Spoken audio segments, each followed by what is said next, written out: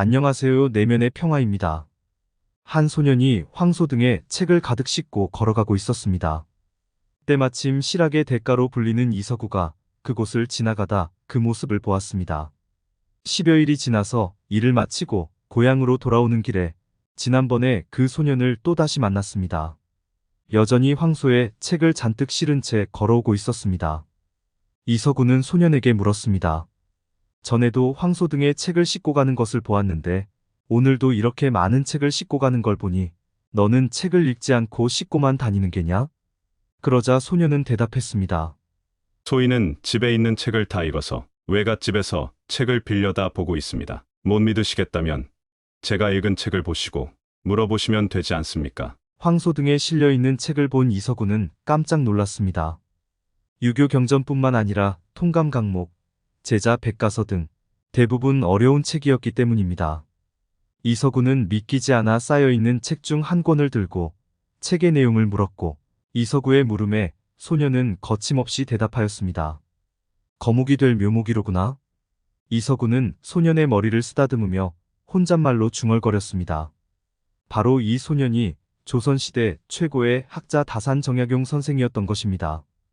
정약용은 어렸을 때부터 독서에 빠져 식구들이 때마다 그를 찾기 위해 애를 먹을 정도였다 합니다.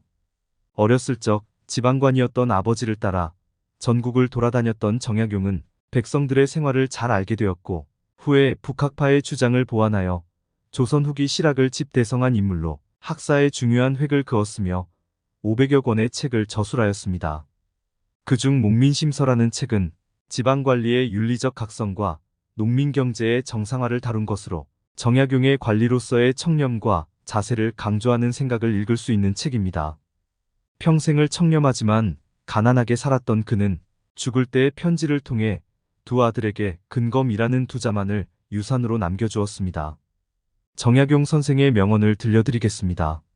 책을 읽을 때 왜 읽은지부터 세우고 눈으로 읽지 말고 손으로 읽어라. 부지런히 필요한 부분을 쓰고 기록해야 생각이 튼실해지고 주견이 확립된다. 그때 적어두지 않으면 기억에서 사라진다. 당시에는 욕이 나다 싶었는데 다시 찾을 수가 없게 된다. 늘 고민하고 곁에 필기도구를 놔둔 채 깨달음이 있다면 반드시 기록하라. 기억을 믿지 말고 손을 믿어 부지런히 메모하라. 메모는 생각의 실마리이다. 메모가 있어야 기억이 복원된다. 습관처럼 쓰고 본능처럼 기록하라. 평소 관심 있는 사물이나 일에 대해 세세히 관찰해 기록하고 거기에 의미를 부여하라. 메모 중 쭉정이는 솎아내고 알맹이를 추려 계통별로 분류하라. 현실에 응용하라. 속된 일에도 의미를 부여하고 자신이 정리한 지식, 체계와 연관시켜라. 말을 많이 하지 말며 격렬하게 성내지 마라. 말 많은 것이 미덕으로 환영받는 경우는 거의 없다. 호랑이 입보다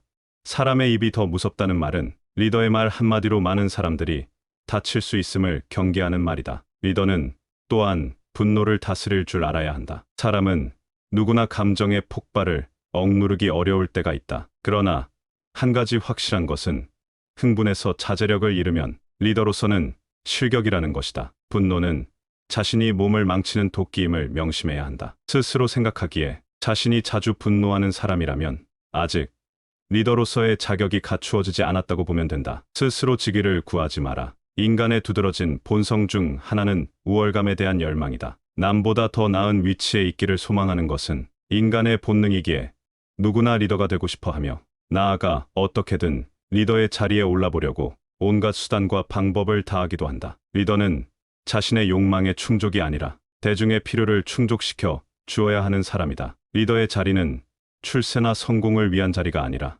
봉사와 희생의 자리가 되어야 한다. 청렴은 목민관 본연의 자세다. 청렴은 모든 선한 일의 근원이며 모든 덕의 근본이다. 사람은 누구나 정도의 차이는 있을지언정 모두 탐욕을 가지고 있다. 중요한 것은 탐욕적인 본성을 자꾸 씻어내고자 억제하는 노력이다. 이를 위해서는 사회 전체가 부정부패를 몰아내고자 하는 강한 의지가 있어야 한다. 리더가 청렴하지 못하면 끝내 비참한 종말을 맞게 된다. 절약하되 널리 베풀어라. 남에게 베푸는 것만큼 보람 있는 일도 없다. 절약하기만 할 뿐 널리 베풀지 않으면 가까운 사람도 멀어지게 된다. 베풀고 싶어도 가진 것이 아예 없어서 베풀지 못하는 사람도 있다. 그런 사람에 비하면 가진 것이 많다는 것은 복된 일이다. 남에게 베푸는 사람들의 공통점은 재산을 소중하게 알고 낭비하지 않지만 거기에 얽매이지 않는다는 점이다. 그들은 돈을 위해 일하지 않고 돈이 자신의 삶을 위해 일하게 하는 사람이다. 굳은 일도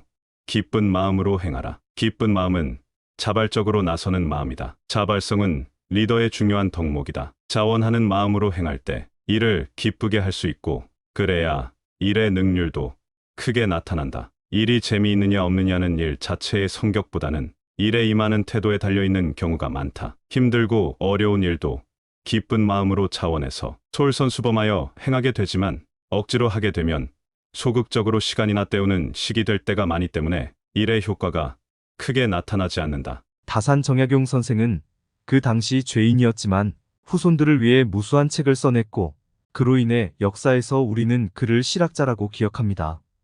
자신의 유배 경험에 빗대어 청렴하며 검소한 현재 사람들이 갖추어야 할 덕목들을 정리한 책 목민심서를 만들므로써 이를 토대로 여러분도 삶에 적용시켜보는 것은 어떨까요? 감사합니다. 오늘도 좋은 하루 보내세요.